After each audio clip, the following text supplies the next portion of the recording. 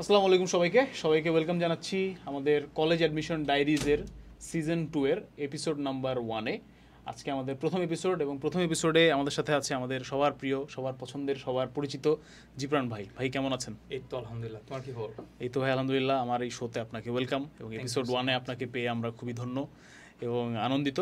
তো ভাই, আমরা এই শোতে গত সিজনে যেটা করেছি সেটা হচ্ছে যে মানুষের কলেজের অ্যাডমিশনের জার্নিটা সম্পর্কে আমরা জানতে চাই, যে এসএসসি পরীক্ষার পর থেকে অ্যাডমিশনের চান্স পাওয়া পর্যন্ত, এবং চান্স পাওয়ার পরেও আমরা কিছুটা আড্ডা মারি, গল্প করি যে কী কী হইলো না হইলো। তো ভাই, আপনি তো হচ্ছে এনডিসি 2020 ব্যাচ। তো 2020 সালে আপনি যখন হচ্ছে 2020 সালে কি আপনি হচ্ছে পাস করছেন? 2018 সালে হচ্ছে। তো 2018 সালে আপনি এসএসসি পরীক্ষা যখন দিলেন, তো তার আগে থেকে কি আপনার নটরডেমের স্বপ্ন ছিল কিনা, বা কি এই নটরডেম সম্পর্কে আপনার এই স্বপ্নটা কবে থেকে দেখা শুরু করলেন আপনি? আচ্ছা, সো আমি যদি একদম আমার প্রথম থেকে বলি যে আমি ছোটবেলা থেকেই হচ্ছে মামাস বয় টাইপের ছিলাম। সো আম্মু জাস্ট আমাকে বলতো যে ধর সাপোজ আমি কুমিল্লা জিলা স্কুল, আমাদের কুমিল্লার মধ্যে খুব ফেমাস ছিল। সো আব্বু বলছে যে এই স্কুলে ভর্তি হতে হবে, এই স্কুলের জন্য আসলে একদম জান প্রাণ দিয়ে হচ্ছে প্রিপারেশন নেওয়া শুরু করো। সো সেম কেস, ওইটা নিয়ে প্রিপারেশন নেওয়া শুরু করলাম। এরপরে যে একটু বোঝা শুরু করলাম যে না, আসলে আব্বু আম্মুর বাইরেও আসলে আমার নিজেরও চিন্তা করা উচিত যে আসলে কোনটা ভালো কোনটা খারাপ। সো স্কুলে থাকতে হচ্ছে আমি ক্লাস 7 থেকে 10 পর্যন্ত মোটামুটি রোল একই ছিল। সো যেহেতু আমার রোল এক ছিল, কিংবা একটু আতেল টাইপের স্টুডেন্ট ছিলাম, ভালো স্টুডেন্ট ছিলাম, তো এই জন্য দেখা যেত যে সামনের ব্যাচে যে ভাইয়ারা আছে, যারা ফার্স্টের দিকে ছিল, তাদেরকে ফলো করতাম যে তারা কোন দিকে যায়, কিংবা হচ্ছে তারা কিসের জন্য প্রিপারেশন নিচ্ছে। সো বেশিরভাগই দেখা যেত যে ওই যে এই নর্ডেমে যাইতো, কিংবা নর্ডেম যদি নাও হইতো তাহলে ঢাকার মধ্যে হয়তো রেসিডেন্সিয়াল বা এইসবে যাইতো, বাট বেশিরভাগই টার্গেটই থাকতো নর্ডেম। সো সেম কেস হচ্ছে আমাদের এসএসসির পরেই হচ্ছে আব্বু আম্মু বলে দিচ্ছে যে নর্ডেমে টিকতে হবে, বা নর্ডেমে একটা ভালো কলেজ। আমি নর্ডেম সম্পর্কে খুব একটা জানতাম না। আমি নর্ডেম কলেজে পড়ার পরে হয়তো নর্ডেম সম্পর্কে জানছি, ইভেন হয়তো ভাইবার জন্য প্রিপারেশনের জন্য জানতে হয়েছে, আর এর বাইরে আসলে খুব একটা জানতাম না। আচ্ছা, তো এসএসসি পরীক্ষা যখন শেষ হলো আর কি, তো তারপরে তো মোটামুটি আমরা মেইন প্রিপারেশনটা শুরু করি বা একটু পড়াশোনা জানাশোনা শুরু করি। তো এসএসসি পরীক্ষার শেষ করার পর থেকে আপনার আশেপাশে বন্ধু বান্ধবের মধ্যে কি ধরনের অ্যাক্টিভিটিস ছিল, যে কোচিংয়ে ভর্তি হবো কিনা, বা কি ছিল, বাসায় অনেকে টিচার দিয়ে পড়ায় ঢাকার বাইরে আমরা জানি, এবং আপনার বন্ধু বান্ধবে কীরকম ছিল এবং আপনার প্রিপারেশন কীরকম ছিল? আচ্ছা, সো বন্ধু বান্ধবের ক্ষেত্রে তো অনেকেই হচ্ছে যারা ছেলে মেয়েরা না চাইলেও বাপ মারা যেটা করে আর কি, 2-3টা কোচিংয়ে ভর্তি করায় দেয়, ঠিক আছে। সো আমার ক্ষেত্রে আমি যদি পার্টিকুলারলি বলি হচ্ছে আমি জাস্ট উদ্ভাসে ভর্তি ছিলাম। সো উদ্ভাসে জাস্ট ভর্তি হয়ে তখন তো বুঝে যায় যে এসএসসি মাত্র শেষ করলাম, সো মানুষজন একটু উঠতে থাকে। সো আমিও সেম উঠতে থাকতাম, জাস্ট ওইখানে হচ্ছে কোচিংয়ে যাইতাম, পোলাপানের সাথে গল্প করতাম, হয়তো বা ভাইয়া কোনো একটা কোয়েশ্চেন জিজ্ঞাসা করলে হয়তো বা এটা না পারলে হয়তো বা বাসায় একটু দেখতাম, এর বাইরে আসলে তেমন কিছুই করতাম না। বাট ওইখানকার ক্ষেত্রে আমি দুইটা জিনিস করতাম। একটা হচ্ছে নর্ডেমের জন্য ভর্তি কোচিং করতাম, আরেকটা যেটা করতাম যে আমাদের টাইমে না, এখনও মনে হয় এমনই হয় যে এসএসসির পরে হচ্ছে পার্টিকুলার যে স্যার আছে ওই প্রাইভেট পড়া শুরু করে দেয়, ইন্টারে পড়া। সো আমি দুইটাই করতাম। সো ইন্টারে পড়া পড়া দুইটাই চাইতাম, কিন্তু আসলে খুব একটা যে ইফেক্টিভলি পড়তাম এমন না, বাট দুইটা যাওয়ার ট্রাই করতাম আর কি। আচ্ছা, আপনি প্যারালেলি হচ্ছে কলেজ অ্যাডমিশনের প্রিপারেশন প্লাস এইচএসসি পড়াশোনা শুরু করলেন। আচ্ছা, তো তারপরে তো হচ্ছে এসএসসি রেজাল্টের পরপরই তো হচ্ছে কলেজের নটরডেম কলেজের ছাড়ে, ফর্ম ছাড়ে। তো রেজাল্ট তো আপনার ভালোই ছিল ইনশাআল্লাহ, আলহামদুলিল্লাহ নাকি? আচ্ছা, তো রেজাল্ট ভালো ছিল। রেজাল্টের পরে তো হচ্ছে যে এক্সাম দেওয়ার ব্যাপারটা, তো আপনাদের সময় কি রিটেন ভাইবা আলাদা আলাদা হইতো নাকি একই দিনে হইতো? আমাদের হচ্ছে একই দিন হইতো। আচ্ছা, আমাদের সময় আবার আলাদা হয়েছে। আচ্ছা, তো আপনি যেদিন হচ্ছে পরীক্ষা দিতে গেলেন, তো সেদিন আপনি ঢাকায় আসলেন, নটরডেমে গেলেন, পরীক্ষা দিলেন, তো ওই দিনের স্টোরিটা একটু বলেন, যে এত মানুষ দেখলেন এবং একটা এক্সাইটমেন্টও থাকে আর ভয়ও থাকে, এবং ওই দিনের গল্পটা আর কি, কীভাবে কি হলো আর কি, গেলেন পরীক্ষা দিলেন, কি হলো? হ্যাঁ, সো আমি যদি এর আগ থেকে বলি, যে আগের দিন থেকে, যে আমি যেহেতু নর্ডমে পড়বো, নর্ডমে পরীক্ষা দিব, সো পরীক্ষার আগে দিয়ে, পরীক্ষা তো সকালের দিকে হয় তাই না? হ্যাঁ, সকালের দিকে হয়। সো এই জন্য হচ্ছে আমি আগের দিনে হচ্ছে ঢাকায় চলে আসছিলাম। সো ঢাকায় এসে হচ্ছে আমার এক আত্মীয়র বাসায় উঠলাম। তো আত্মীয়র বাসায় উঠে সো নর্মালি যেটা হয় আর কি, যে টেনশন আসলে খুব একটা পড়াশোনা হয় না আর কি। সো আমার লাস্ট মোমেন্টটা জাস্ট মনে আছে যে আমি জাস্ট হায়ার ম্যাথে কয়েকটা ম্যাথ দেখছি, আর খুব একটা পড়াশোনা করি নাই। সো সকালে উঠার পরে হচ্ছে পরীক্ষা দিতে গেলাম। এর আগের দিন হচ্ছে আমি যে সিটটা দেখার জন্য আসছিলাম, বাট সিটে দেখতে দেয় নাই। সো জাস্ট একটু বাইরে থেকে দেখলাম আর কি নর্ডেম কলেজটা কেমন আর কি, এতটুকু। এরপর ওইখানে কয়েকজন দেখলাম যে ভাইয়া দাঁড়ায় থাকে, জাস্ট পোলাপানদেরকে ইয়ার জন্য উপদেশ দেওয়ার জন্য যে আসলে কি করা উচিত আর কি। সো ভাইয়ের থেকে কিছু পরামর্শ নিলাম আর কি, যে ভাইভাতে কেমন হয় কিংবা কি করতে হয় আর কি। সো এর পরের দিন যখন পরীক্ষা দিতে গেলাম, পরীক্ষা দেওয়ার ক্ষেত্রে তো আমরা দেখতে পাই যে আসলে বিশাল লাইন থাকে। তারপর হচ্ছে লাইনের পাশাপাশি আমরা তো দেখি যে 14 গোষ্ঠী নিয়ে হচ্ছে মানুষ চলে যায়। সো ওইটার কারণে হচ্ছে একটু প্রথম দিকে একটু প্রেশার মনে হচ্ছিল, বাট পরে দেখলাম যে লাইন ধরে ঢুকানোর পরে হচ্ছে বিল্ডিং তো মনে হয় তিনটা তো তিনটা বিল্ডিং হচ্ছে ওইখানে হচ্ছে স্টুডেন্টসরা থাকে, তারপর হচ্ছে স্যাররা থাকে, বা হচ্ছে অনেক মানুষ থাকে যারা হচ্ছে তোমাকে গাইড করে নিয়ে যায় যে এইখানে হচ্ছে আপনার ভলান্টিয়ার্স থাকে। হ্যাঁ, ভলান্টিয়ার্স থাকে। তো সো ওইখানে যাওয়ার পরে হচ্ছে জাস্ট নর্মাল আমার এক্সামের মতো মনে হয়েছে, কারণ এর আগেও তো আমি এক্সাম দিছি। সো এটা হচ্ছে আমার কাছে পার্সোনালি যেটা মনে হয় যে অনেকে যেটা থাকে যে কোচিং করবে কি করবে না, সো আমার কাছে মনে হয় যে এইটা একটা ইউজফুল জিনিস যে আসলে আমি কোচিং যখন করছিলাম তখন অনেক পরীক্ষা দিছি, কিংবা হচ্ছে ভাইবার কথা যদি বলি অনেক ভাইবা দেওয়া হয়েছে। সো যেটার কারণে দেখা গেছে আমার ওখানে আসলে খুব একটা প্রেশারাইজ ফিল হয় নাই আর কি। সো এই তো পরীক্ষা দেওয়ার তো বসার পরে তো দেখলাম যে আসলে দেখা দেখি তো খুব একটা সুযোগ নাই, একদমই নাই। সো এই তো নর্মাল পরীক্ষা দিলাম, এরপরে তোর ভাইবা চলে গেল। আচ্ছা, সো এখানে একটা ইম্পর্টেন্ট জিনিস যেটা হচ্ছে যে আগে থেকে যেহেতু আপনার এক্সাম দেওয়ার একটা প্র্যাকটিস ছিল, এটার জন্য হেল্প হয়েছিল, যেটা আমি স্টুডেন্টদেরকে বলি আর কি, যে যত বেশি এক্সাম দেওয়া যাবে তত বেশি আসলে ওই এক্সাম হলে প্রেশারটা তত কমে যাবে, কারণ ওদের কিন্তু আসলে এরকম এক্সাম দেওয়ার অভ্যাস নাই, আলাদা আলাদা পরীক্ষা দিয়ে অভ্যস্ত, একই এক্সামে ফিজিক্স কেমিস্ট্রি দেওয়া এবং টাইমের মধ্যে শেষ করা, এটা একটা ইম্পর্টেন্ট ইস্যু। আচ্ছা, তো আপনার সময়ের যদি পরীক্ষার মান বন্টন যদি আপনার মনে থাকে সেটা একটু বলেন, যে এমসিকিউ ছিল কিনা, শর্ট কোশ্চেন ছিল, এবং কত মার্কসের ছিল, কত সময় ছিল? আমারটা ছিল হচ্ছে 60 মার্কসের ছিল, এমসিকিউ, ফুল এমসিকিউ, জাস্ট আমি দাগাইছি। তো ওখানে আমার ফিজিক্স, কেমিস্ট্রি, ম্যাথ, বায়োলজি আর ইংলিশ আসছে, এর বাইরে তেমন কিছু আসে না আর কি, এতটুকুই। আচ্ছা, আর সময় কতক্ষণ ছিল? সময় 1 ঘন্টাই মনে হচ্ছে। 1 ঘন্টা মনে হচ্ছিল, 1 ঘন্টায় 60 মার্কস। আর আপনাদের সময় কি নেগেটিভ মার্কিং এর কোনো ইস্যু ছিল? নেগেটিভ মার্কিং এর কিছু বলে নাই, বাট মনে হয় যে নেগেটিভ মার্কিং ছিল না আর কি। ওটা তো আসলে খুব একটা, এটা নিয়ে আসলে অনেক আমরাও কনফিউশনে থাকতাম যে আসলে নেগেটিভ মার্কিং আছে কি নাই। সো আমার মনে হয় থাকে না, কারণ লেখা যেহেতু থাকে না তাহলে মনে হয় থাকে না, বাট এটা আসলে নেগেটিভ মার্কিং থাকতো আই গেস, বলে দেওয়ার কথা। কিছু জিনিস আসলে নর্ডেম সবসময় মিস্ট্রি রাখতে পছন্দ করে, এটা সত্য। আচ্ছা, তারপরে আপনাদের একই দিনে ভাইভা হলো, তো রিটেন পরীক্ষা শেষ করে যখন হচ্ছে ভাইভাতে গেলেন, সেই ভাইভার এক্সপিরিয়েন্সটা কি ছিল? ভাইভার এক্সপিরিয়েন্সটা বলতে আমি যখন গেলাম, আমাদেরকে সেম এক বিল্ডিং থেকে ভাইভাটা হচ্ছে আরেক বিল্ডিংয়ে। সো আরেক বিল্ডিংয়ে যখন যাচ্ছিলাম তখন হচ্ছে সেম ভলেন্টিয়ার্সরা থাকে, ভলেন্টিয়ার্সের সাথে দেখতাম যে নর্ডেমের ড্রেস পরা হচ্ছে কয়েকজন ভাইয়া থাকে। সো ওদেরকে দেখে হচ্ছে প্রথমে ভালো লাগতেছিল, তারপর ভালো লাগতেছিল, পাশাপাশি প্রেশারও ফিল হচ্ছিল যে না আমি আসলে এই ড্রেসটা পরতে পারবো কিনা। সো যেটা হচ্ছিল যে আমাদেরকে একটা বেঞ্চে বসাইলো, একজন একজন করে ডাকা হচ্ছিল ভিতরে। এই তো সো ভিতরে যাওয়ার ক্ষেত্রে হচ্ছে আমরা যেটা দেখতে পাই যে যারা কোচিং করছে তারা অলরেডি জানে যে মানে নরডেমে হচ্ছে পড়ার ক্ষেত্রে অনেকে বলে দেয় যে আসলে একদম সুন্দর করে ইউনিফর্ম পরে যাইতে হবে। ইউনিফর্ম বলতে একদম ড্রেস কোড যেটা হচ্ছে শার্ট, তারপর হচ্ছে ফর্মাল প্যান্ট, এসব পরে যাইতে বলে আর কি। আমিও সেম কাজই করছি, বাট ওইখানে গিয়ে দেখছি যে না আসলে এত কিছু না, মানে জাস্ট অনেকে পাঞ্জাবি পরে আছে, জাস্ট অনেকে এমনি জাস্ট নর্মাল টি শার্ট পরে চলে গেছে। হ্যাঁ, এমন না যে ওরা টিকে নাই, টিকে কিন্তু আবার অনেকে একদম ফর্মাল গেটআপে আসে, কোট পরে স্যুট টুট পরে আসে। হ্যাঁ, আমিও এরকম ভাবে গেছিলাম। হ্যাঁ, তো এরপরে আমি ঢোকার পরে কি বলবো, এটা তো খুব একটা ভয়ঙ্কর অভিজ্ঞতা ছিল আর কি।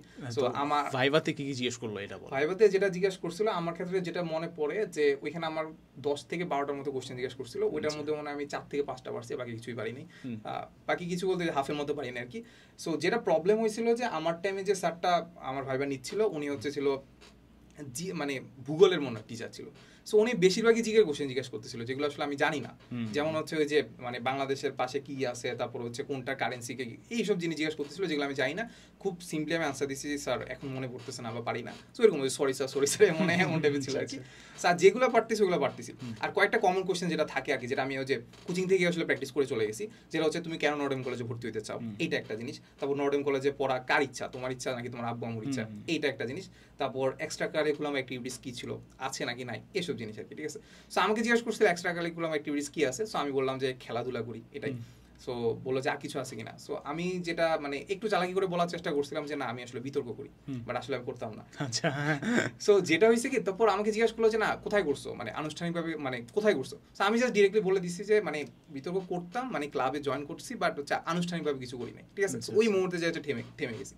সো আমার ক্ষেত্রে যে এতটুকু থেমে গেছি, বাট আমি পরবর্তীতে যেটা ফ্রেন্ডদের থেকে অভিজ্ঞতা থেকে জানছিলাম যে একটা ছেলে এরকম করছিল যে জাস্ট ওই যে মানে ফাফুর মারতে গিয়ে যেটা বলে আর কি, যে আমি হচ্ছে আবৃত্তি করি, তখন হচ্ছে কি ইনস্ট্যান্ট আবৃত্তি করতে আপনাকে বিতর্ক নিয়ে কোশ্চেন করলে ঝামেলা হয়। হ্যাঁ, সেটা এইজন্য আমি যে বলছি যে আমি করতাম, বাট আনুষ্ঠানিকভাবে করতাম না। আচ্ছা আচ্ছা, তো তাহলে ভাইবার মোটামুটি হচ্ছে সবকিছু অ্যানসার না করেও কিন্তু চান্স পাওয়া যায়, এটা একটা ইম্পর্টেন্ট। আমি আমার যারা টিকছে তাদের থেকে অভিজ্ঞতা থেকে এটা যেটা জানি যে বেশিরভাগ অনেকেই পারে নাই, মানে অনেকেই পারে। আমার কাছে পার্সোনালি যেটা ফিল হয় যে মানে পারা না পারা ব্যাপারটা এখানে দেখে হচ্ছে যে আসলে তুমি কিভাবে রিঅ্যাক্ট করতেছো, কনফিডেন্স, রিঅ্যাকশন, স্টুডেন্ট সুলভ আচরণ। আমি যে সুন্দর করে যদি বলি যে স্যার এটা আমার মনে পড়তেছে না, মনে নাই পড়তে পারে, সেটা বলে তো আসলে খুব একটা সমস্যা হওয়ার কথা না। বাট তুমি যদি আসলে দেখা যাচ্ছে খুব মানে ভয় পেয়ে হচ্ছে ধরো হচ্ছে প্যানিক করো, তাহলে তো বুঝে যাচ্ছে যে না আসলে তুমি আসলে প্রেশার হ্যান্ডেল করতে পারবে না। তো এটাই তো দেখে, এটাই।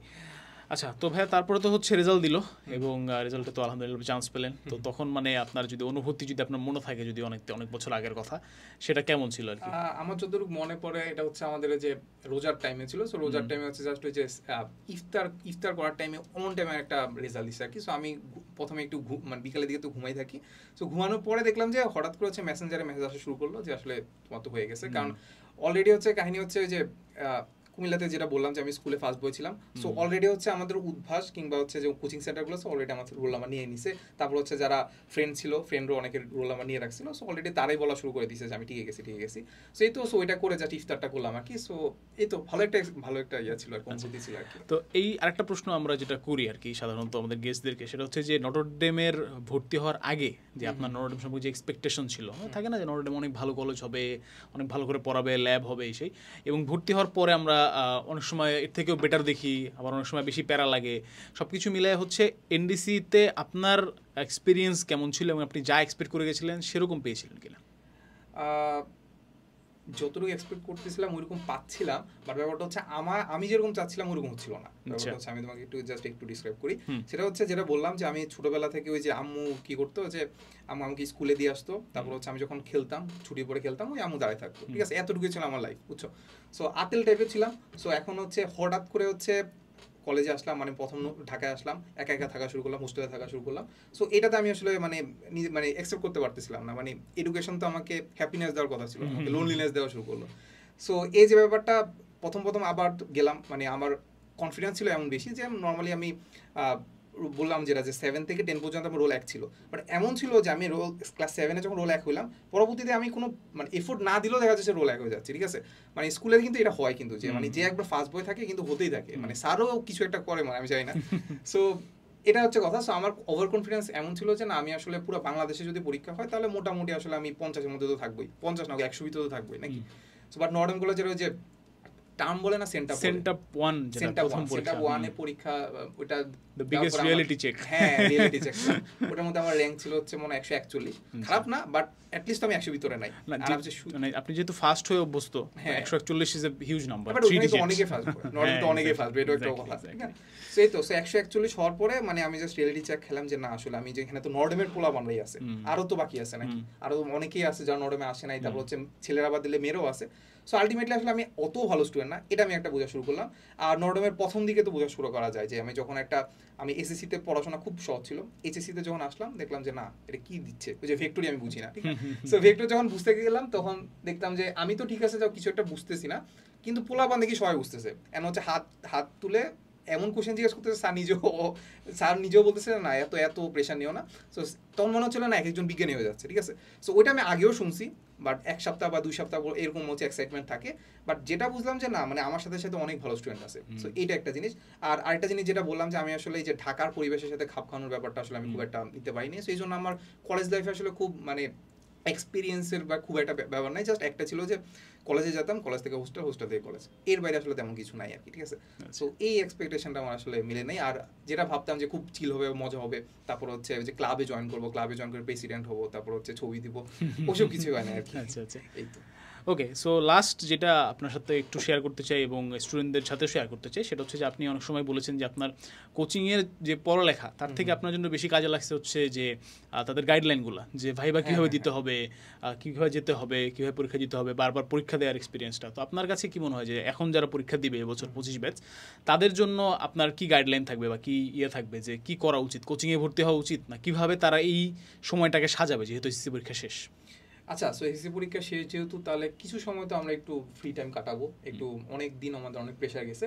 বাট এখন কোচিংয়ে ভর্তি হওয়া উচিত কি উচিত না, এটাতে আসলে মানে এক একজনের এক এক মতামত থাকতে পারে। বাট আমি পার্সোনালি যেটা ফিল করি যে না, মানে একটু ভর্তি হয়ে থাকা উচিত, কিংবা কোনো একটা, আমাদের তো দেখা যাচ্ছে অনেক জায়গায় আসলে ফ্রি কোর্সই চালায়, সেই ফ্রি কোর্সে হলেও ভর্তি হওয়া উচিত আর কি। সেটা বড় একটা রিজন হচ্ছে যে মানে আমরা যদি দেখি যে স্কুল লাইফে অনেকে ভালো স্টুডেন্ট থাকে, তা হঠাৎ করে দেখা যায় যে এইচএসসি থেকে খারাপ স্টুডেন্ট হয়ে যায়, একদম নাই হয়ে যায়, ঠিক আছে। আবার এমনও আছে যে স্কুল লাইফে খুব খারাপ স্টুডেন্ট ছিল, হঠাৎ করে আসলে ভালো হয়ে গেছে। এখন ব্যাপারটা হচ্ছে কি, সে হচ্ছে হঠাৎ করে স্কুল থেকে যখন কলেজে যাচ্ছে তখন মাঝখানে একটা গ্যাপ পড়তেছে। যখন মাঝখানে একটা গ্যাপ পড়তেছে, তার কিছু না কিছু পড়ে রাখা উচিত। মানে আমি তো বুঝতেছি যে না আসলে সে যদি মানে পড়াশোনা একদম ছেড়েই দেয় তাহলে আসলে 2 মাস কিন্তু অনেক বড় একটা সময়, যেখানে আসলে কামব্যাক করা ডিফিকাল্ট হয়ে যায়। এই একটা জিনিস। প্লাস আরেকটা জিনিস যে আমি এইচএসসি পড়া, যেটা বললাম যে আমি এইচএসসি কিন্তু প্রাইভেট পড়া শুরু করছিলাম, ওইটাও আমার কাছে মনে হয় যে পড়াশোনা শুরু করা উচিত আর কি। আমার কাছে তো এখানে আসলে আমি যদি এসএসসি পড়া শেষ করলাম, 2 মাস যদি আবার এসএসসি পড়াই পড়ি কিংবা কলেজ অ্যাডমিশনে যদি ওই 2 মাসের পর ওই সেম পড়াই পড়ি, তাহলে ব্যাপারটা আসলে কি হচ্ছে, মানে আসলে নতুন কিছু তো শিখতেছি না। আমি একটু রিয়েলিটি জায়গা তো খাওয়া উচিত যে না এসএসসি পড়াশোনা আসলে কেমন, একটু হার্ডনেসটা একটু বোঝা উচিত। সো আমার কাছে মনে হচ্ছে কোচিং ভর্তি হওয়া উচিত আর কি, যদি একটু সিরিয়াসনেস আনা যায় আর কি। ওকে, তো ঠিক আছে ভাই, থ্যাংক ইউ সো মাচ আমাদের এই শোতে আসার জন্য, স্টুডেন্টদেরকে গাইডলাইন দেওয়ার জন্য। আর শেষে যদি স্টুডেন্টদের উদ্দেশ্যে আমি কিছু বলি, সেটা হচ্ছে যে এবছর কিন্তু জিপ্রান ভাইয়া নিজে দায়িত্ব নিয়ে আমাদের জন্য একটা কোর্স লঞ্চ করছে, সেটা হচ্ছে ফ্রি কোর্স, যে কোনো কোচিংয়ে ভর্তি হতে হবে না, ফ্রিতেই ভাইয়া হচ্ছে কিছু ক্লাস নিচ্ছে তোমাদের। এবং এটাও ওই সেম ভাইয়ার সুরে আমি বলবো যে খুব সিরিয়াসলি নেওয়ার কিছু নাই, জাস্ট পড়াশোনাকে ঝালাই করে নেয় আর কি, এবং পড়তে থাকা আনটিল অ্যাডমিশন। কারণ একদমই না পড়লে ভুলে যাওয়া, আবার দিন রাত পড়তে হবে ব্যাপারটা এরকমও না। আবার আমার একটা কোর্স আছে, সেটা হচ্ছে গাইডলাইন কোর্স, যেখানে হচ্ছে ভাইবা কীভাবে দিতে হয়, কি কোন কোন সাবজেক্টে কী কী পড়তে হবে, কী কী পরীক্ষা আসে, এই জাতীয় একটা জাস্ট গাইডলাইন কোর্স আর কি। তো তোমরা 2টা কোর্সের লিঙ্কই হচ্ছে ডেসক্রিপশনে পেয়ে যাবা, তো সেখান থেকে তোমরা এনরোল হয়ে ফেলতে পারো। এবং আমাদের এই কলেজ অ্যাডমিশন গাইডলাইন কোর্সের ডিটেলসও পেয়ে যাবা। আর এই পডকাস্টের বাকি এপিসোডগুলো আশা করি তোমরা দেখবা, এখানে অনেক ইন্টারেস্টিং গেস্টস আসতেছেন, শুধু যে আমাদের টিচার আসবেন তা না, এবছর নটরডেমে পড়ছে এরকম অথবা আমাদের জুনিয়ররা যারা এই মুহূর্তে নটরডেমে পড়ছে তাদেরকেও আমরা এনেছি, গত বছর কোর্স করে চান্স পাইছি তাদেরকেও আনছি, আবার সিনিয়র মানুষজনকেও আনবো, আরও স্পেশাল কিছু গেস্টও থাকছে তোমাদের জন্য। তো আশা করি পুরো এই সিজনটাও তোমরা গত সিজনের মতোই এনজয় করবা, সেই প্রত্যাশা রাখছি। ভাই আপনি যদি আর কিছু বলতে চান।